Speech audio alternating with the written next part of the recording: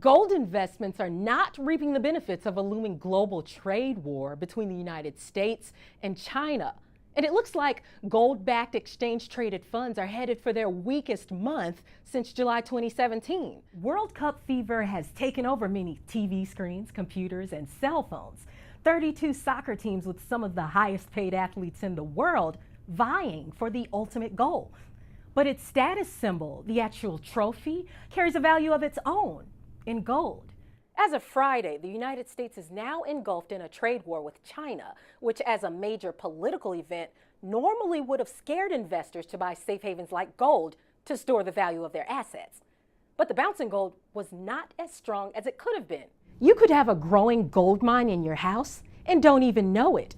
It's pretty well known that you can recycle gold jewelry. But gold from your electronic devices can also be recycled in a practice referred to as urban mining. Have you ever wondered what are some of the unspoken rules of business?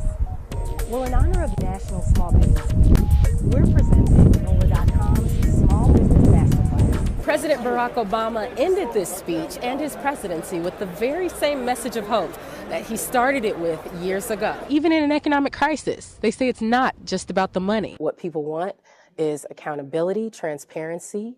What police officers want is for people to see what happens on their end. One thing's clear for security analysts and residents. Nairobi is not ready when disaster strikes. There's an obvious increased police presence in Chicago at the Christ-Kendall Market, but so far merchants and customers and people visiting from out of town, they say better safe than sorry. If this sounds familiar, you're right. The trend of using precious metals in clothing has been happening with silver, but on a much larger scale since silver is known to be antibacterial. Some of the biggest money managers in the markets have reported their first quarter moves this week, and it turns out most weren't playing the gold markets. These filings often give good insights into trends that are just starting to play out. For Gold Watch, I'm Renita Young. Protests on the streets of Chicago Wednesday calling for Mayor Rahm Emanuel to go. Renita Young is in Chicago reporting for Reuters. Protesters have made their way to North Michigan Avenue and at times shut down parts of the street. Now, recently, one of the protesters said that State Representative LaShawn Ford filed a bill to recall Mayor Rahm Emanuel as mayor. The protesters have consistently asked for Mayor Rahm Emanuel to resign, as well as the state's attorney, Anita Alvarez. The recent release of the 2014 dashcam video showing police officer Jason Van Dyke shooting 17-year-old Laquan McDonald has sparked weeks of protests. Demonstrators and newspapers accused the city of covering up McDonald's murder and taking way too long to release the footage and charge the officer with first-degree murder.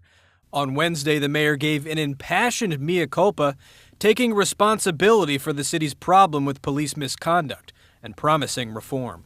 I own it. I take responsibility for what happened because it happened on my watch. And if we're going to fix it, I want you to understand it's my responsibility with you. The city's police superintendent resigned last week, and the mayor pledged to create a task force to fix the city's, quote, trust problem. But that hasn't slowed protests or the investigations. The U.S. Justice Department said on Monday it will launch a civil rights investigation into the city's police department. The Meghan Markle effect has made its way to yellow gold jewelry sales, with more Americans going for the classic choice. I'm Renita Young in New York in the Jewelry District. The World Gold Council said that there were more sales of yellow gold jewelry in the first quarter of the United States this year than there were since 2009. That's pretty remarkable given the fact that for the last 15 years, it's really been a trend of silver, white gold, and platinum jewelry. I talked to a few jewelers who told me they had seen as much as a 30% increase in sales during the first quarter. That started, guess when? When Prince Harry and Meghan Markle got engaged in November. They started seeing more interest and more purchases of yellow gold jewelry.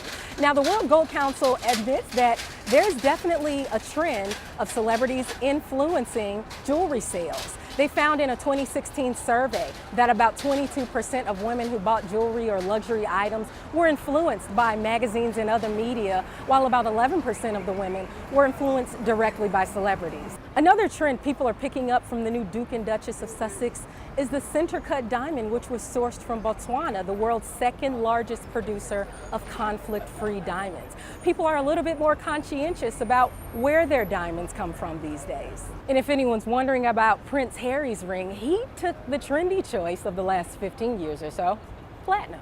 A U.S. government program designed to boost havens for honeybees and butterflies has inadvertently led to the surge of a fast-growing and dangerous weed that threatens to destroy fields of corn and soybeans in Iowa. Iowa farmers jumped into the Conservation Reserve program last year, which pays farmers to set aside cropland for wildlife habitat as grain prices were falling. As part of the program, they planted special seed mixes, but soon found out some of those seeds were contaminated with a weed, the tall, prickly Palmer amaranth, native to the American Southwest. Reuters correspondent Renita Young traveled through Iowa talking to farmers. The Palmer amaranth weed grows inches a day, reaching up to about 8 feet in height, with a stem thick enough to damage farm equipment.